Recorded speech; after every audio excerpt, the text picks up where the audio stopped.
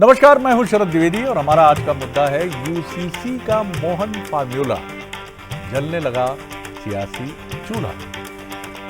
इस देश में सियासत का जो चूल्हा है वो एक तो 24 घंटे जलता है और कोई अच्छा मुद्दा हो, कोई अच्छा मुद्दा ना होकर विशुद्ध रूप से सियासी मुद्दा हो, या फिर अच्छा भी ना हो, सियासी भी ना हो, बुरा भी ना हो, तब भी सियासी चूल्हा जल रहा है। तो सियासी चूल्हे पर जब मुद्दा आएगा तो गर्म होगा तो क्रिया और प्रतिक्रिया होगी।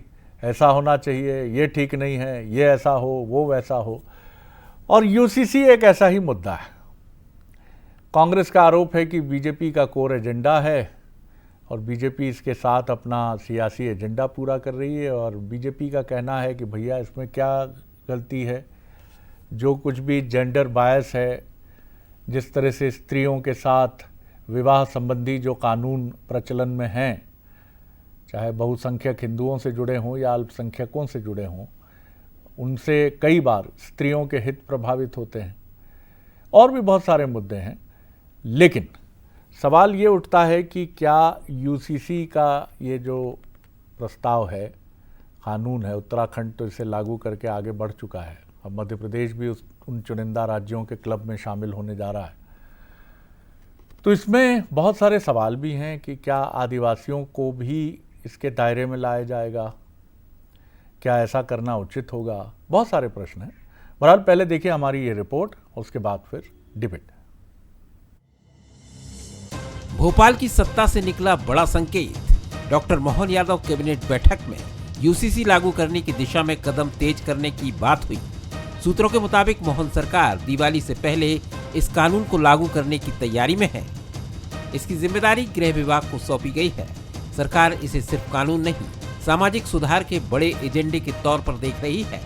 इसलिए गोवा और उत्तराखंड मॉडल की स्टडी की जाएगी। जल्द ही एक हाई लेवल कमेटी बनेगी जो ड्राफ्ट तैयार कर कैबिनेट में पेश करेगी। सरकार के इस कदम पर बीजेपी खुलकर समर्थन में है। विधायक रामेश्वर शर्मा ने इसे बड़ा सुधार बताया। आज के प्रतिमान बन रहे हैं। आज के समय में जब मैं आपसे बात कर रहा हूं, अभी कुछ और फांस बाकी है और कांग्रेस की थोड़ी सांस बाकी है, क्योंकि ये सांस अटकी है उन सारे कारणों से जिसने देश ने कीमत चुकाई है। कॉमन सिविल कोड की तरफ भी देश बढ़ रहा है और प्रदेश बढ़ रहा है हमारे उस भाव की तरफ से।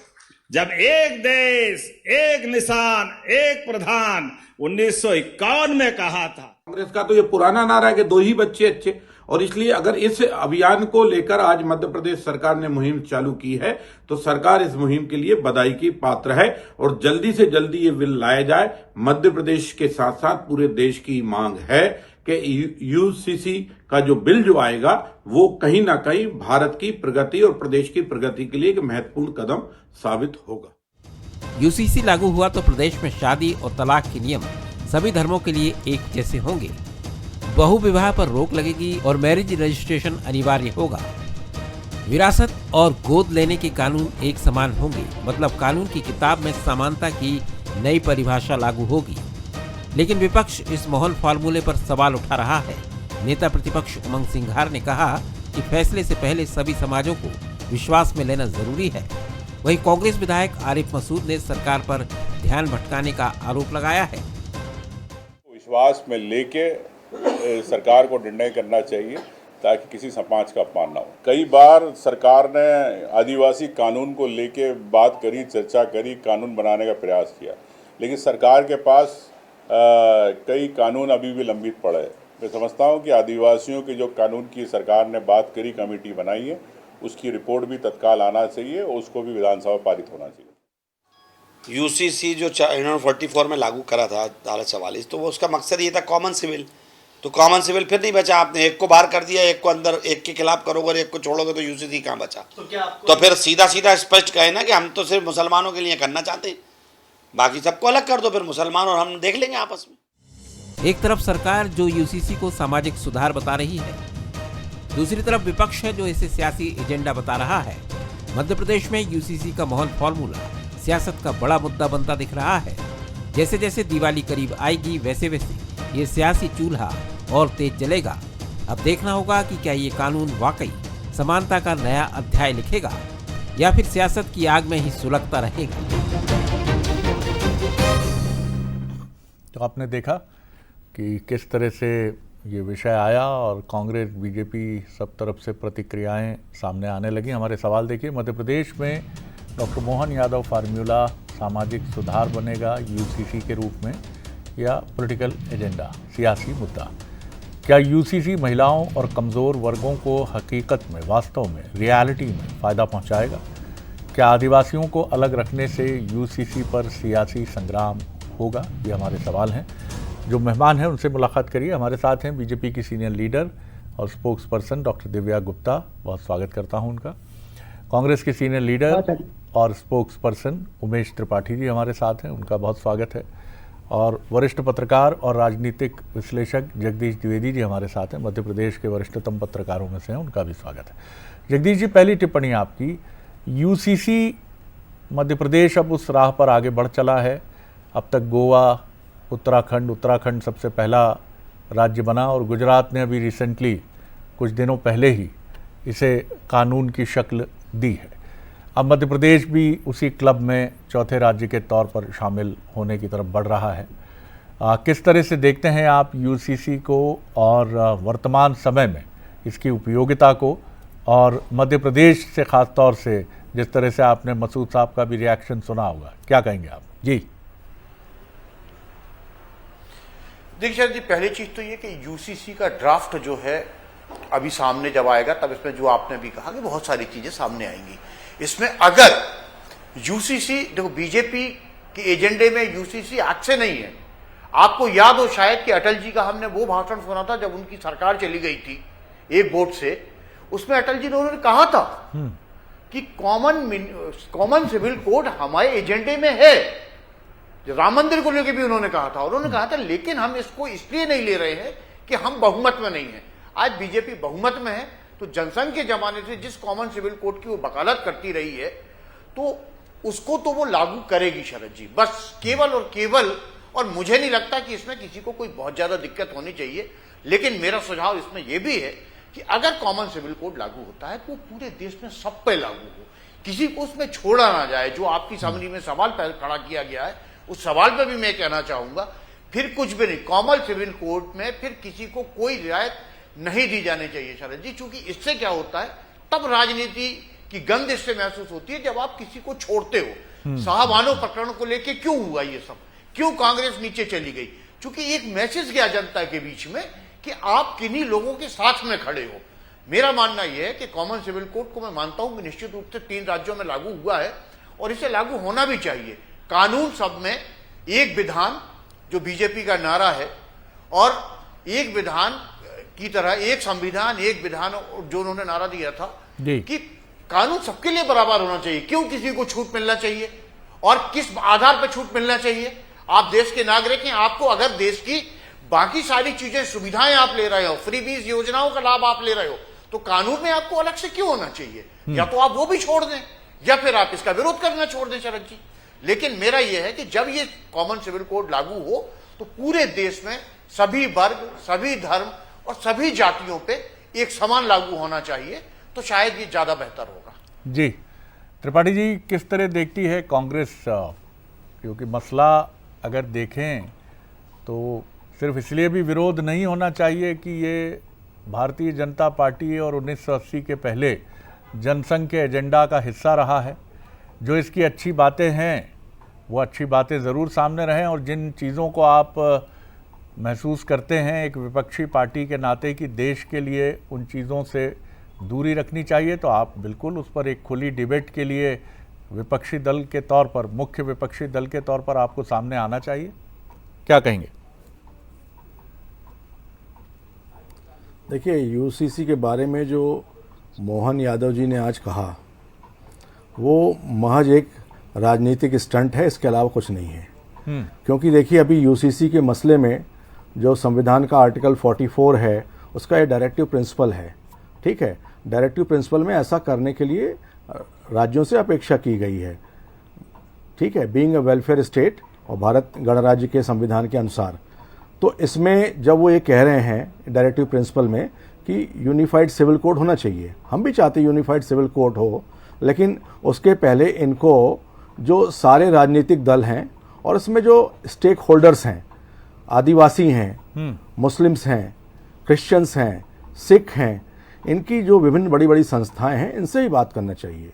देखिए, ये देश किसी एक व्यक्ति विशेष का नहीं है। बहुत संघर्षों के बाद आज़ादी इस देश को मिली, बहुत संघर्षों के बाद गांधी नेहरू ने इस देश को बटोरा, बहुत संघर्षों के बाद सरदार वल्लभ भाई पटेल ने इस देश को इकट्ठा किया।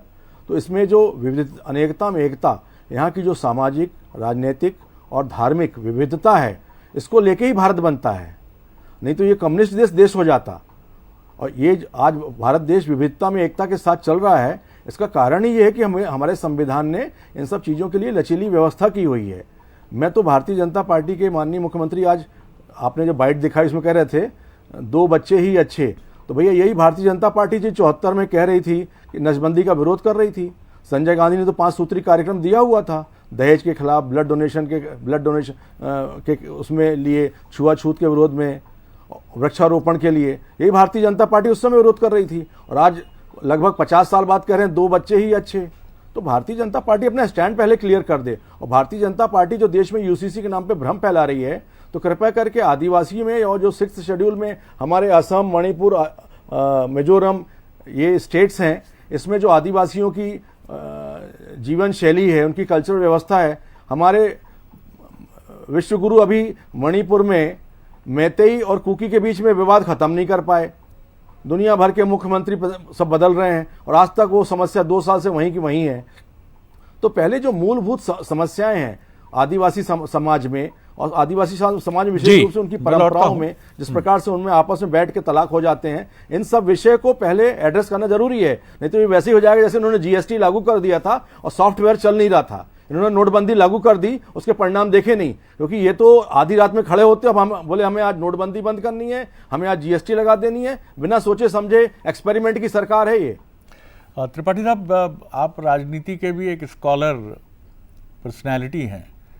कोई भी राजनीतिक दल और उसका लीडर कभी फैसले इसलिए नहीं करता, आगे जाकर इतिहास और परिस्थितियां उन पर सवाल खड़े कर देती हैं अगर वो ठीक दिशा में नहीं जाता। पंचशील के सिद्धांत में क्या कोई खराबी थी क्या? लेकिन बाद के हालात ऐसे बने कि खराबी नहीं थी। हिंदी और चीनी भाई भाई का नारा कहा गया, उल्टा पड़ गया। हमने भाषाई आधार पर राज्यों का गठन किया, बिल्कुल सही है। एक ऐसे गणतंत्र में जहां राज्यों की भावना को ध्यान में रखना चाहिए, लेकिन कालांतर में ये हमारे गले फंस गया, हिंदी विरोध शुरू हो गया। और जिस तरह जर्मनी, जापान, कोरिया ने तरक्की की एक भाषाई देश होने की वजह से, हमारे लिए वो चुनौती भी बना। लेकिन मैं फिर भी कहूँगा कि ये जोखिम हमें उठाते रहना है। त्रिपाठी साहब, मैं लौटूंगा, ये जोखिम हमें उठाते रहना है, क्योंकि विविधता हमारी ताकत है। दिव्या जी पहले उन सवालों के जवाब देंगी जो आपने भी खड़े किए हैं और जो इस डिबेट के सवाल भी हैं। जी डॉक्टर दिव्या। सबसे पहले तो मैं धन्यवाद देना चाहूंगी, मेरी इस दूसरी पारी में शरद जी मेरे पहले डिबेट में आपके साथ स्क्रीन शेयर कर रही हूँ, ये मेरा सौभाग्य है। धन्यवाद जी। तो बहुत धन्यवाद। और एक बहुत महत्वपूर्ण विषय पर आज मैं आप सबके समक्ष आई हूँ, तो इसलिए मुझे बहुत अच्छा भी लग रहा है जी।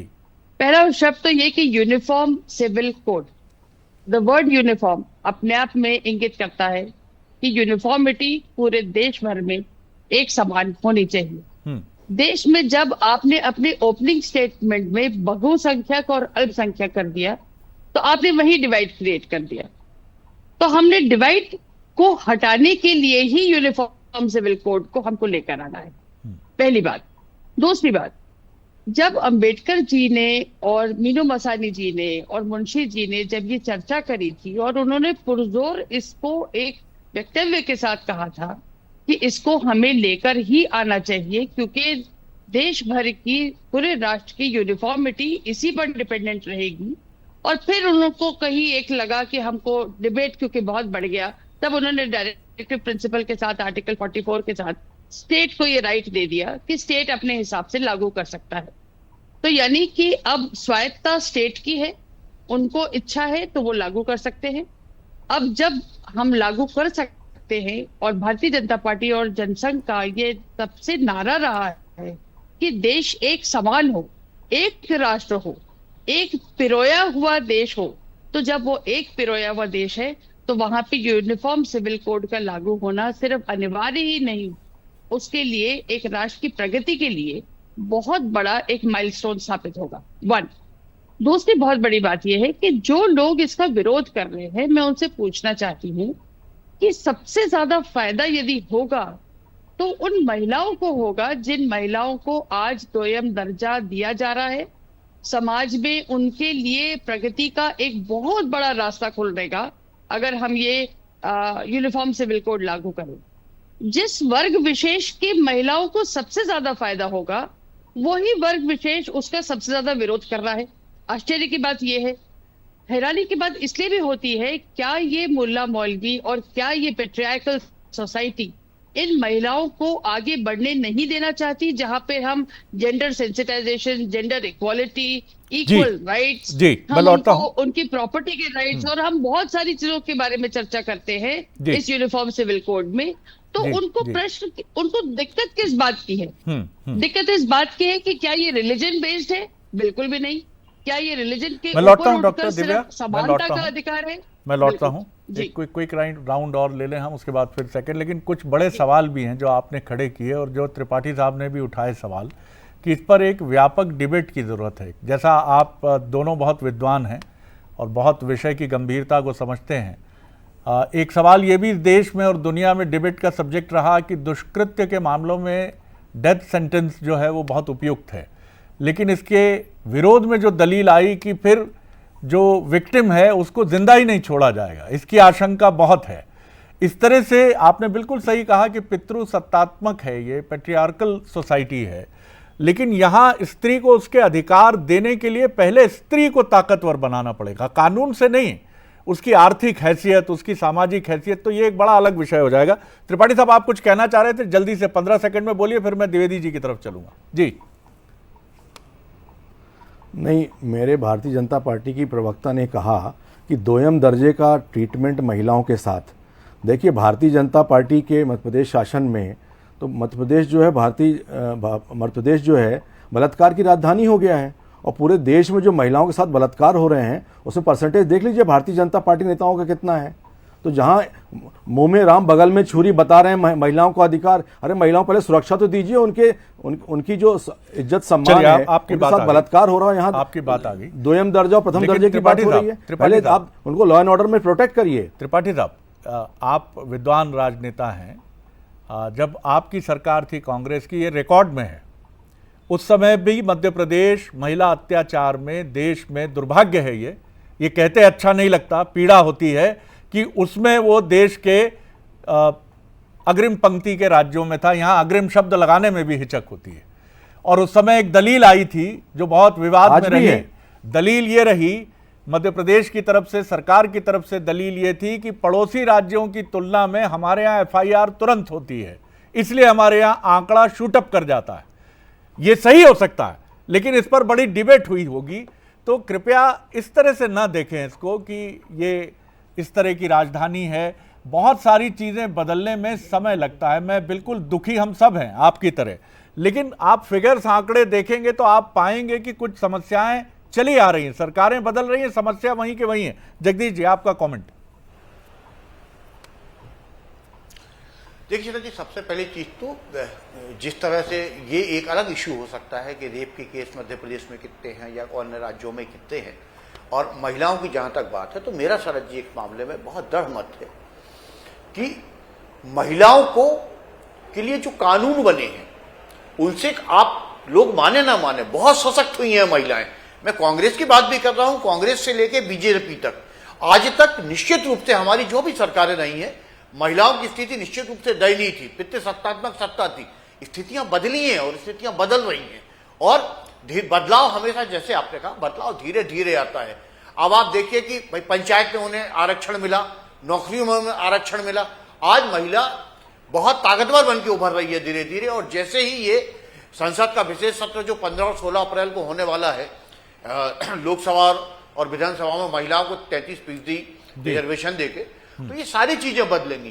कॉमन सिविल कोड इन सबसे लेकिन अलग है। कॉमन सिविल कोड की जहां तक बात है तो इस पे मेरा मानना है कि जिस तरह से सियासत हो रही है, ये बात ठीक है कि कोई भी कानून अगर हम लागू करते हैं तो हमें सभी वर्गों के साथ बैठ के बात करना चाहिए, सारे पॉलिटिकल इशू को जो उसमें आ रहे हैं उन पर विचार करना चाहिए, लेकिन इसे हम लागू ना करें या इसको सियासती रंग दें, मैं नहीं समझता ये उचित है। मैं आज भी आपसे कह रहा हूं कि कॉमन सिविल कोड मुझे नहीं लगता कि किसी के लिए भी नुकसानदेह होगा, क्योंकि बहुत पहले संविधान में इसकी व्यवस्था कर दी गई थी और राज्यों के ऊपर ये मसला छोड़ दिया गया था।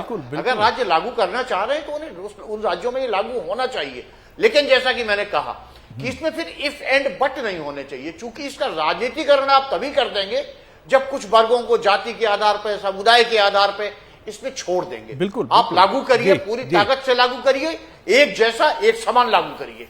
जगदीश जी, ये बहुत अच्छी बात आपने कही, और त्रिपाठी साहब तो खुद मुझे लगता है कि एक वरिष्ठ अधिवक्ता हैं तो चीज़ों को और समझते होंगे। आज़ादी के बाद से अब तक 2026 तक क्या हम किन कानूनों की बात कर सकते हैं?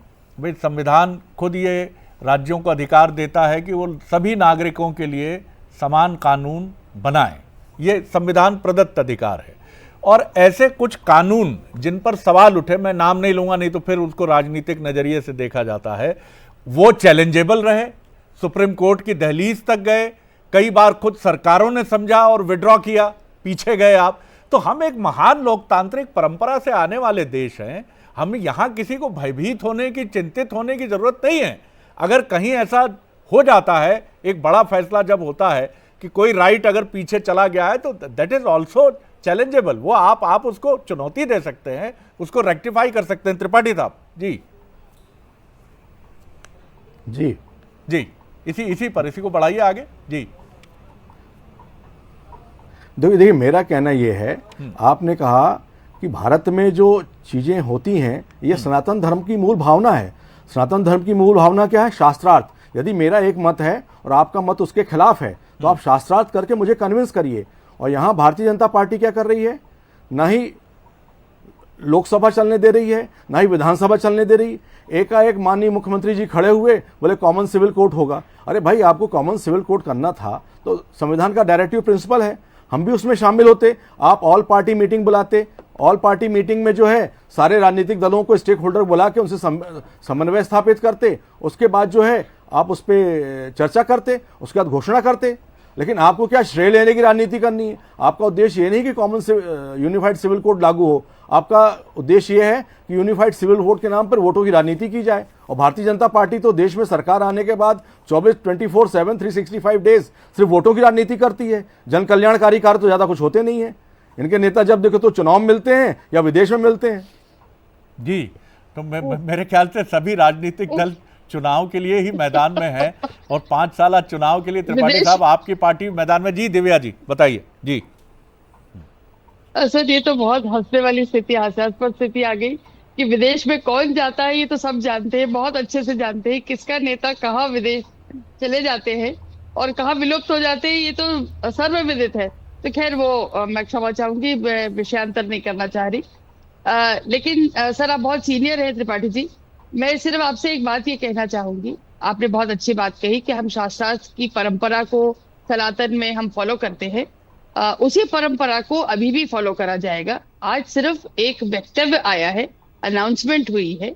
इस अनाउंसमेंट के बाद अभी बहुत कुछ होना बाकी है। अभी ड्राफ्ट तैयार होंगे, मीटिंग्स होंगी, ऑल पार्टी मीटिंग होगी। ऐसा नहीं हो सकता है कि कोई भी इतना बड़ा अगर मुद्दा लिया जाए, उस मुद्दे के विषय के बारे में सबके बीच में चर्चा न हो। लागू कर दिया है क्या? सिर्फ आज एक वक्तव्य आया है, उस वक्तव्य के बाद बहुत सारा एक सिलसिला शुरू होता है, मीटिंग्स होती है, फिर उसके बाद लागू होता है। जो पार्टी वुमेन रिजर्वेशन बिल लाने का मादा रखती हो, एक स्पेशल सेशन ला रही हो उसको फ्लोर पर लेकर आने का, वो पार्टी कितनी कमिटेड है महिला सशक्तिकरण उत्थान के लिए, ये आप समझ सकते हैं। शाहबानो केस इतिहास में दर्ज है, जिसने ये डिसाइड करा था कि वो कांग्रेस पार्टी किस तरह से डर गई थी और वो शाहबानो केस को किस तरह से दबा गए थे राजीव जी। ये हम सब के बारे में इतिहास गवाह है उस चीज का। मेरा आपसे बहुत विनम्र निवेदन है कि अब जब मौका मिल रहा है हमें यूनिफॉर्म सिविल कोड लागू करने का, महिलाओं के उत्थान करने का, तो इसमें एक पॉजिटिव योगदान आप लोग दे, एक पॉजिटिव आहुति दे, क्योंकि ये वो महायज्ञ है जिस यज्ञ में भारत की महिला का उत्थान ही होगा। उनका सिर्फ एक सशक्तिकरण तो बहुत एक छोटा वर्ड है, लेकिन ये पीढ़ियों के लिए एक बहुत अच्छा एक वरदान स्थापित होगा। इस महायज्ञ में कांग्रेस यदि एक मैच्योर पार्टी होकर अपना योगदान देगी तो ये भी इतिहास में दर्ज हो जाएगा। बहुत महत्वपूर्ण बात है। महत्वपूर्ण बात त्रिपाठी जी की भी है कि शास्त्रार्थ होना चाहिए, और शास्त्रार्थ होगा ही जब विधानसभा में कानून के तौर पर ये विधेयक कानून बनाने के लिए प्रस्तुत होगा, तो शास्त्रार्थ की वही परंपरा आरंभ होगी वहाँ।